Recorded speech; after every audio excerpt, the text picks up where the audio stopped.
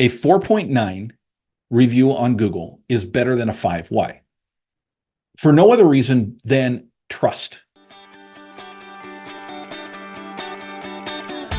Originating from deep inside the Rocky Mountains, transported through the power of the internet, and arriving inside your tiny earbuds. It's the Appraiser Coach Podcast, helping appraisers increase their efficiency, quality, and make more money. Here's the guy who makes it his life's mission to create value for real estate appraisers nationwide. Your host and the Appraiser Coach, Dustin Harris. All right, folks, I just had one of my clients reach out to me and say, Dustin, I just got a 1-star review on Google. What do I do? I'm going to give you an answer, the same answer I gave to him, to you. But first, I want to pause and remind you that we're sponsored by a great company called Working RE Magazine. Folks, this is a company that is keeping us up to date on the valuation world. The valuation world that you choose to be a part of. It's workingre.com, workingre.com, and Synapse for appraisers is your ability to support your adjustments. I know there's a lot of appraisers talking about this. You should be as well. You should be involved in Synapse if you want to support your adjustments. Check them out by going to synapseforappraisers.com, synapseforappraisers.com. All right, folks. So I spent a lot of time as a coach teaching about how to build your non-lender business. Let's just be honest. When it comes to lender business, it's very simple.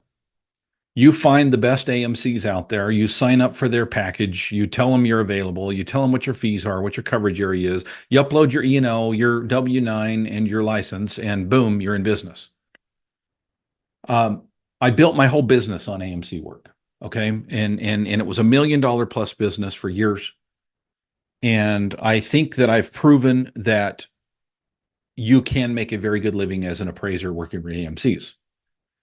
Do I sympathize with those of you who hate AMCs and who bring up all the negativity when it comes to AMC? Absolutely. I mean, folks, you can't work for AMCs as long as I have and not have some complaints, not have some concerns, not have some cons to go with the pros. But I have taught many appraisers how to be successful with AMCs. Most appraisers are not interested in long-term success with AMCs. Instead, they are more interested rather in private work, right? So dealing with real estate agents, homeowners, attorneys, IRS, you name it, fill in the blank. That is more appealing work to most people. And part of that strategy has to be to build up your online presence, not just to have a website and not just to have an a la mode website like most appraisers have, right? But to actually have a website, but more importantly, to have a Google business profile. This is the profile that appraisers put up and users use to find you, right? When you're looking for a plumber and you go to Google, right, it's going to be the Google business profiles that come up in the map pack and come up on the side that you're going to be looking at, not necessarily their websites. I tell appraisers, don't focus on SEO. The chances of you winning, especially in metro areas in the SEO game, is small, honestly. Now, to get on page 1 or page 2 is doable, but it takes a lot of money and a lot of time and a lot of focus. Okay, I'm not saying it can't be done, and especially in the smaller markets, it can be done much easier. But my focus as a coach has been Google Business Profile, and I teach my clients how to set up and run their Google Business Profile. There are many, many, many tips and tricks that I could give you on how to be number 1, 2, or 3 in the map pack. The map pack is when you search for a business, it's the first 3 that come up. And it's the only 3 that come up unless you hit more information, right? So that's what people use. That's where people go. If you want to have people find you, your focus needs to be to get on 1, 2, or 3 of the map pack. One of the biggest ways to do that is with your Google reviews and getting 5-star reviews, so that when you are maybe number 2 in the map pack and you've got 52 5-star reviews and your next competition, if you will, has 7, okay, who is someone going to choose if they don't know anything else but what they're seeing on the Google page? The answer is obvious. And so that's why we focus in the all-star team and my dream team on building those 5-star reviews. But back to the story at hand, my client, this is a private coaching client. He's also a member of my all-star team and my dream team, reached out on our private forum where we ask any question and help each other as appraisers to be more successful. He reached out to the group and said, I just got my first 1-star review. Help me. What do I do? How do I respond? Folks, inevitably, it's going to happen. Okay. Unfortunately for business owners, there are 2 reasons why you can get a review on Google. Okay. Now I'm simplifying a little bit, but this is mostly true. The reason you're going to get a review on Google is, number one, they're upset with you, and thus you're going to get a 1, 2, or 3-star review, or you ask for it. Okay. Meaning you're soliciting the review. You're asking people to please review you on Google. Most people will not review you if they had a good experience. They just won't, unless you ask for it. So the 2 reasons you get a review on Google is you asked for it or they were upset with you. And in this case, this individual, my client, member of the all-star team, dream team, coaching client, got a 1-star review. And it actually came from somebody who was not even their client. That happens too. Right? Somebody who was not even involved directly with the appraiser. In this case, it was a family member of somebody that either bought or sold the home or refinanced, what have you. So the question is, how do you deal with a 1-star review when it comes? Because, folks, I'm sorry, if you're going to be on Google, it will come. Okay? You will get a less than desirable review. And you will probably get multiple less than desirable reviews. I'm going to give you the answers, plural. There's 2 of them, when we get back from the break. First, I want to pause and remind you that we're sponsored by a great company and a great magazine, great information called Working RE. Folks, take a moment right now to go to your computer, if you're not there already, and type in workingre.com and just hit enter for me. Okay, check it out. This is a company who understands appraisers and who synthesizes information for you so that you don't have to spend all of your time. Folks, you've got better things to do than to be constantly researching the mortgage industry and interest rates and how it affects appraisers and the bias claims and the lawsuits and everything else that's going on in the valuation world that you should be aware of. Why not make it easy with Working RE magazine? It is free. You can go there anytime. They can send out emails, workingre.com. And of course, we're sponsored by another great company, Synapse. Synapse for Appraisers. It was created by appraisers for appraisers. What's the purpose of Synapse? It's to support your adjustments. How cool is that? Folks, how often are you asked frequently by your clients, by others, by state boards, by a lawsuit, by a judge and a jury, where did you come up with that adjustment? Where did that come from? And folks, let's be honest. A lot of appraisers don't have an answer for that. Oh, my 30 years experience in the local market. Folks, Synapse will solve that problem for you. And it will do it at a very, very cost-effective way. Check them out. Synapse for, F-O-R, appraisers.com. Again, Synapse for appraisers.com.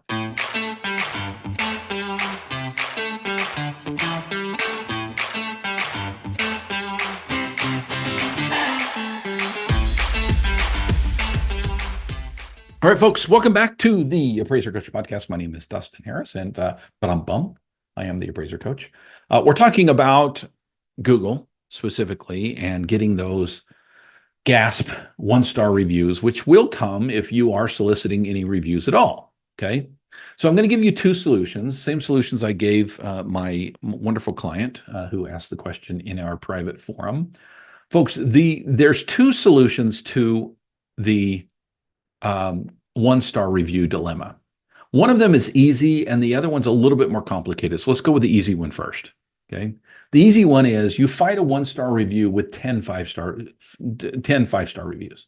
Okay. Let me repeat that because I kind of tripped up a little bit on my verbiage. Okay. The solution to a 1-star review is getting 10 additional 5-star reviews. Okay. That will offset. Now, I know some of you are saying, well, Dustin, that means I've got a 4.9 or a 4.8 or a 4.7 instead of a 5. Trust me, folks, when I say that a 4.9 is better than a 5. Okay, let me repeat that. A 4.9 review on Google is better than a 5. Why? for no other reason than trust.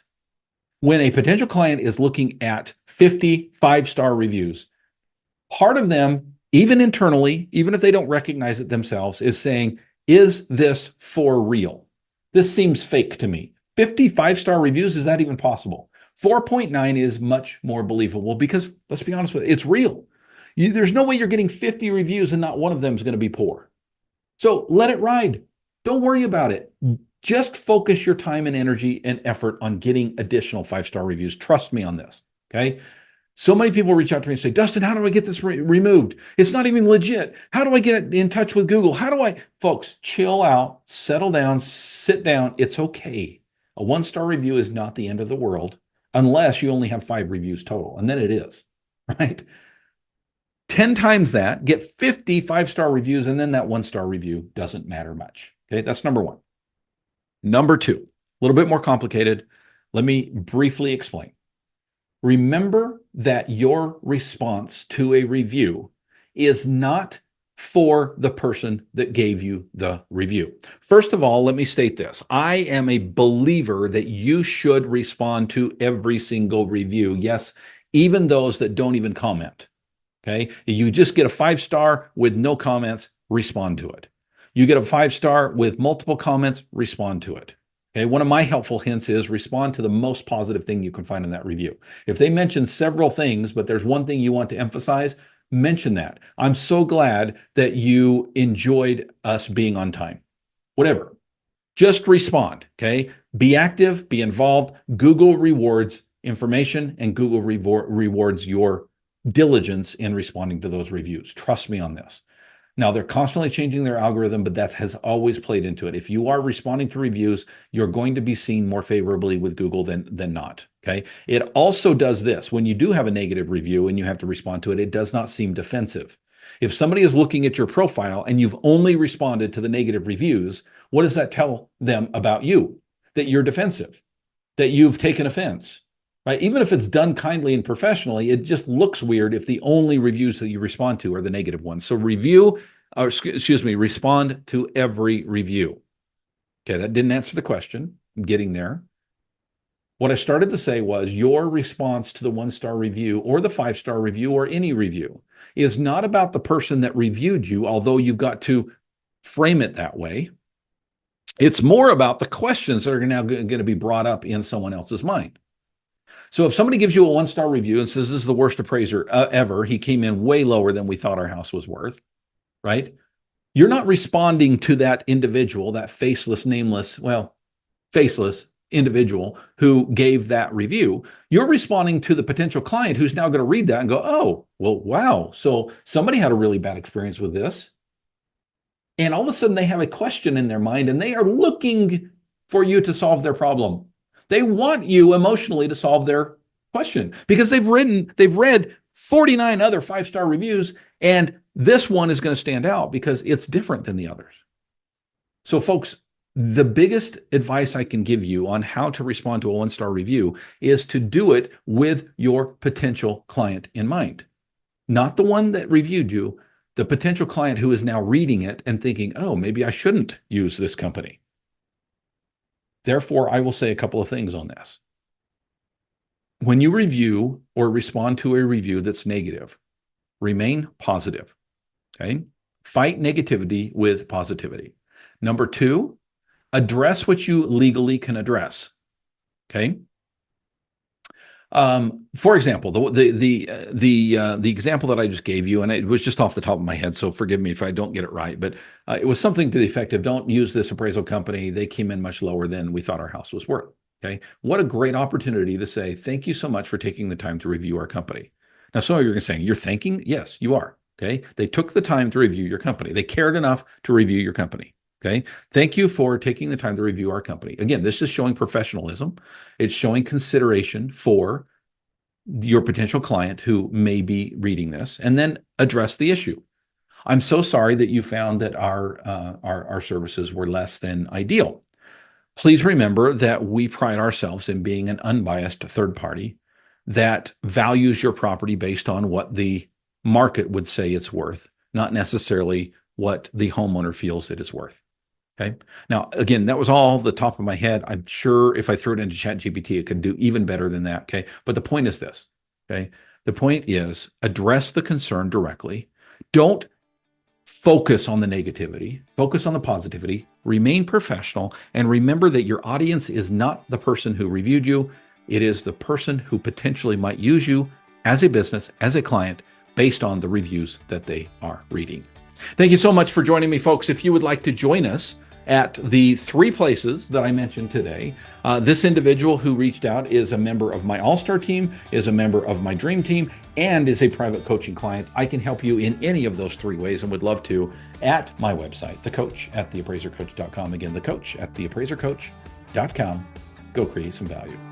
You've been listening to the Appraiser Coach podcast with Dustin Harris. If you like what you hear, please give us a 5-star rating and post a short review on iTunes. For more in-depth insider information on how you can make more money as a real estate appraiser, visit theappraisercoach.com and sign up for the All-Star team today. Thanks for joining us. And now, get out there and create some value.